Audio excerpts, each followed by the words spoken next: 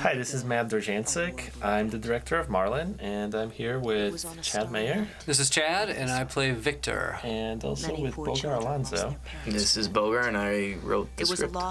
And we're here to do that commentary track to tell you a little bit about the production and the story of Marlin. And we're looking at our intro sequence, which was part of a miniature we're going to see later, along with some motion graphics work. And who's doing the narration? The narration is actually the actress playing Marlin's mother. It's Laura Jones Mackinnon, a professional Chicago actress. Soldiers are ready, sir. And it was actually not scripted from the beginning. Remember. Actually, we didn't add the narration to the story until after the movie was all shot and edited, actually.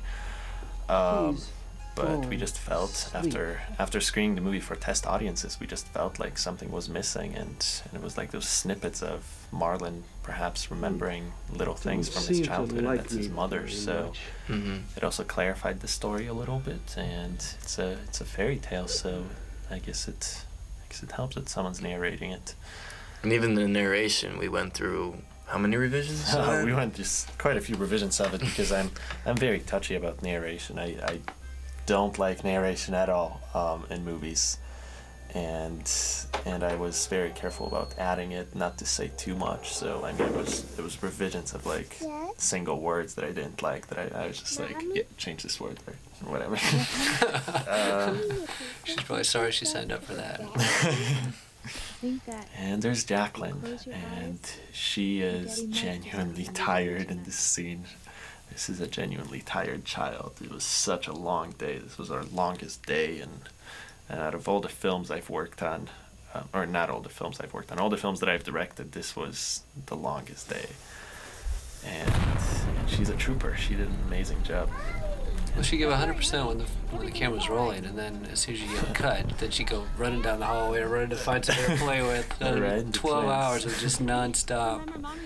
And we actually, the sound design of this scene is really interesting too, because we shot it with no effects really. We had the explosion go off, but really what it came out was only two little red lights in the background. So the explosion and the fire we see back there, that's all visual effects added in post-production.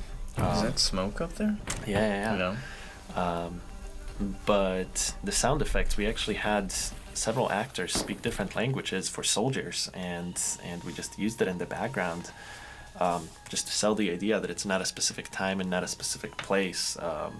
We had different people screaming in different languages, and I don't know, I just always really loved that idea. And yeah, there's Jacqueline looking like McDonald's. Cynthia, our makeup artist, said that she looks like McDonald's. But we added the blue gloves and the earmuffs, so that helped. And there's Viktor. Come in and kidnap the little girl. Yeah. And she does look like a boy right there, a little bit. She's supposed to be. Yeah, you just got confused. I got very confused. Yeah, I don't know. I guess that wasn't as clear in the movie. Maybe when we shoot the feature, it will become. We'll put more effort into it. But basically, he makes a mistake. Viktor's not the brightest. Yeah, unfortunately. He got dropped on his head a few times Yes, as a kid. How'd that nose feel? Yeah, that is not my real nose, by the way. 3 hours of makeup every morning. It's plastic nose stuck to my face. It wasn't plastic. I don't know what it was made of, but he actually made it especially for that film. I had several revisions of the nose where he sent me emails saying, "This is what the nose looks like today. What do you want me to do with it?" Yeah, no, he took a plaster cast of my face. Oh, yeah. And created the nose, and so there were molds that he brought in every day, a new mold. So Oh, it was a different nose every day? It's a different nose every day. I didn't even know that. Yeah. By the end of the day, that thing got pretty nasty.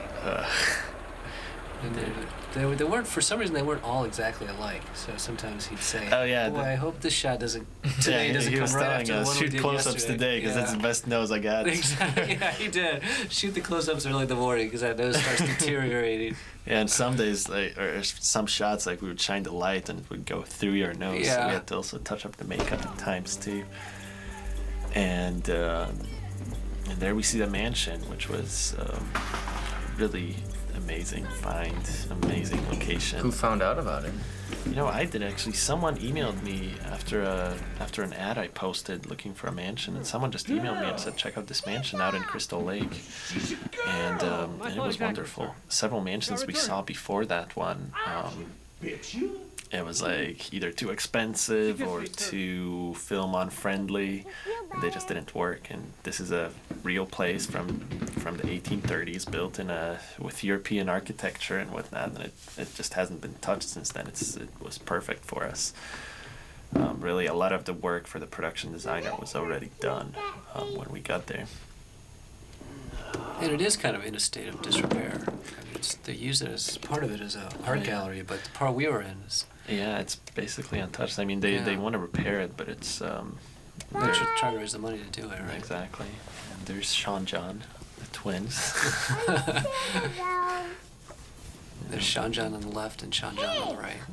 Yeah, we didn't even try to figure out which one is which one. They said that they switched on me one of the days on set, and I still can't figure out if they're joking about it or not.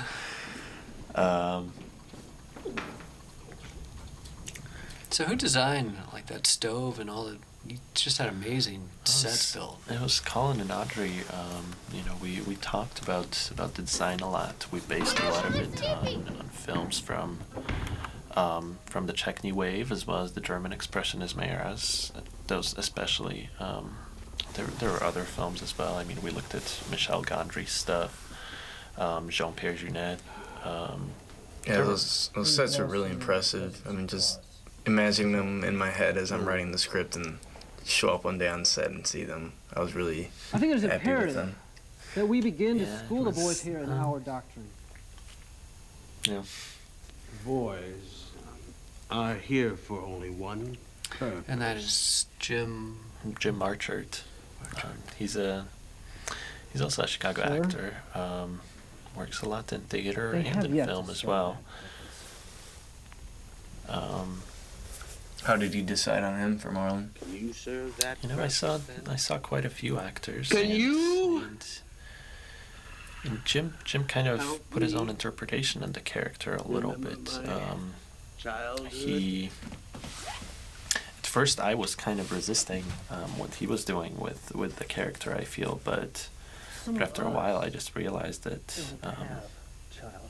I should let him do his thing, because I was kind of limiting him at first, but you know, it wasn't exactly what I imagined Marlin to be like, but he became a more realistic character through a rehearsal process. So I'm really glad that he brought his own personal element into the story, I guess, into this character. Good night, Viktor.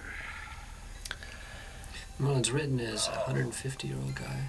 Oh yeah, he's an older actor, but he's not quite as old as he looks. He has quite a bit of makeup on his face too, all that latex and everything. How many hours was he under the? He spent 4 hours. Yeah, 4 or 5 Yeah, he spent 4 to 5 hours in makeup every day. Oh, and the stars we see back there, that was my special effects guy still hates me for that.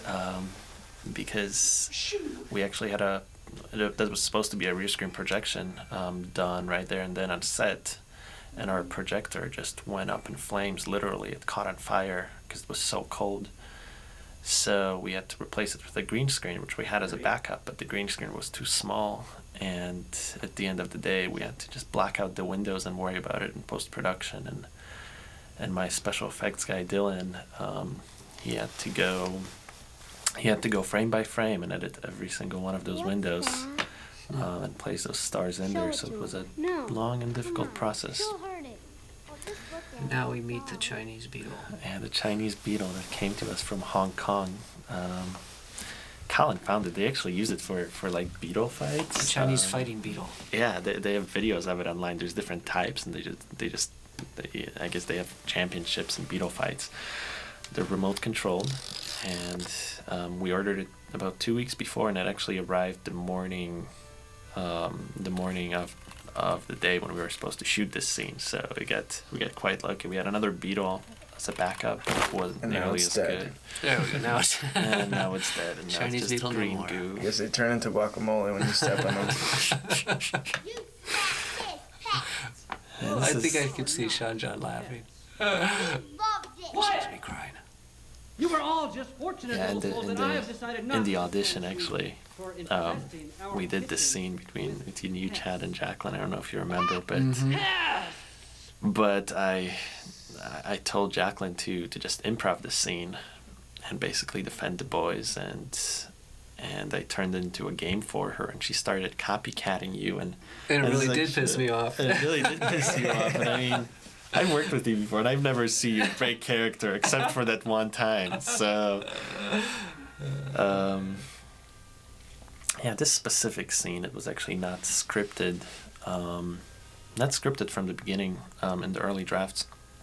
I just felt like we were going through the movie. Yeah, we didn't, And because I mean she's taken away from her mother, and they were obviously very close. So we thought that we needed to show that, and her sort of missing her.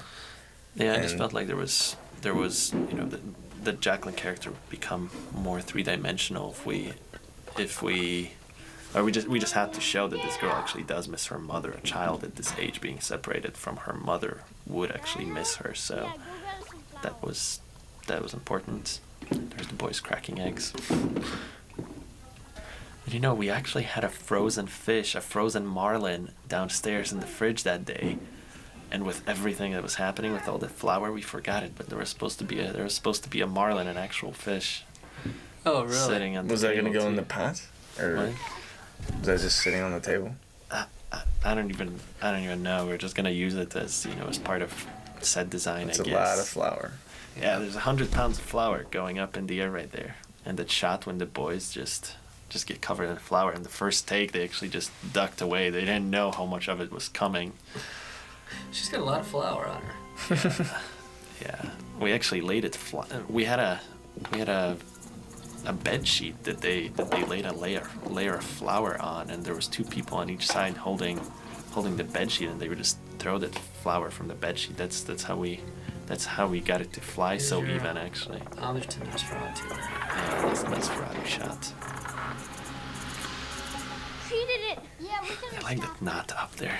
That's The okay. pipe Twist knot. in the pipe. Yeah. That is great. And what are you drawing? A star. Here's the My mommy tagline. said stars let us know they're not all lost in the dark. It's a good tagline.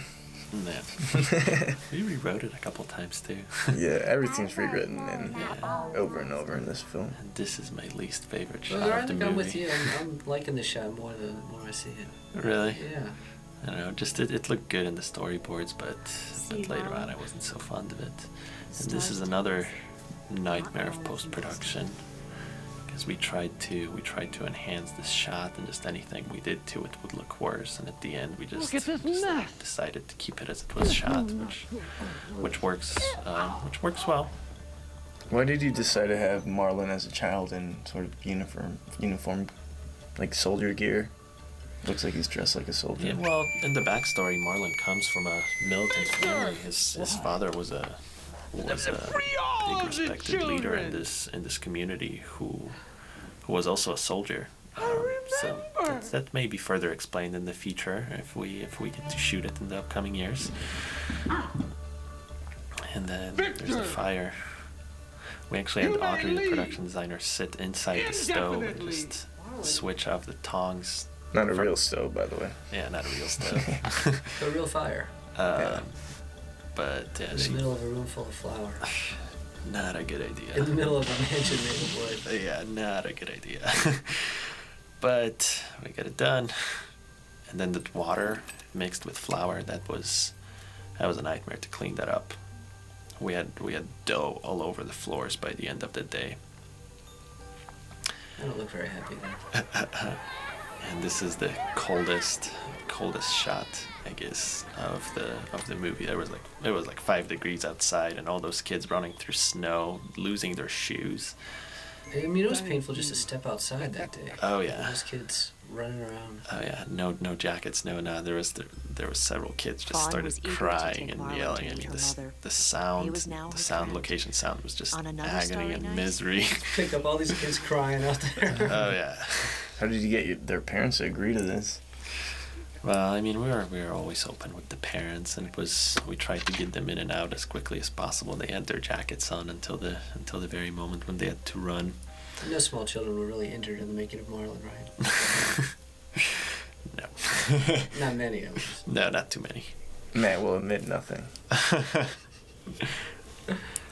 And this scene was actually, it was originally a happy ending for the movie, and then when we rewrote it, I kind of drove the point. Like, I think you thought that we should keep it happy, and I thought really no, I thought I wanted ending. it. I thought I wanted it. You were a little bit unsure about it, but I think after we discussed it many times, Yeah. we agreed to sort of end. Just helped in drive this manner. the darker themes, and then also we were supposed to shoot that scene in the day, but then the day of we just had so many camera and different issues basically on set that we ended up running behind and moved that scene to shoot it at night, and I think that just worked to our great advantage too.